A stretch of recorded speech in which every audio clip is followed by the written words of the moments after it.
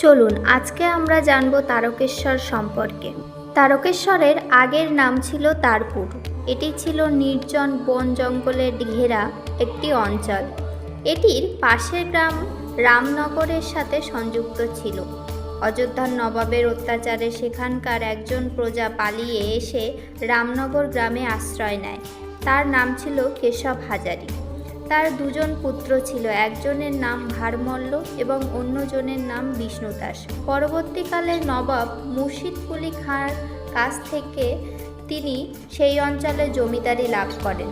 তাদের এই বড় একটা গোশালা ছিল। সেই গোশালা দেখাশোনা করতেন মুকুন্দরাম ঘোষ নামক একজন গোয়াল।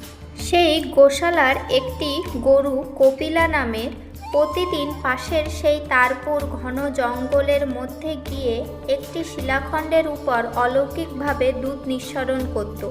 প্রতিদিন মুকুন্দর ঘোষ তা দেখতে পেত। তারপর একদিন তিনি জমিদার ভারমল্লকে সব জানায়। সেই সময় উত্তর ভারত থেকে একজন রামনগরে এসেছিলেন একজন সন্ন্যাসী, যার নাম ছিল মায়াগিরি।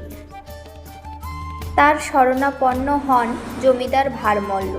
তখন মায়াগিরি জানায় যে এটি কোনো সাধারণ শিলাখণ্ড নয়, এটি একটি শিবলিঙ্গ।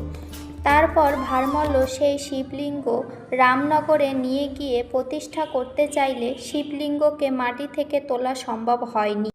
তারপর জমিদার ভারমল্ল তারপুরের বনজঙ্গল পরিষ্কার করে 1729 সালে সেখানেই মন্দির প্রতিষ্ঠা করে মহাদেবের আরাধনা শুরু করেন।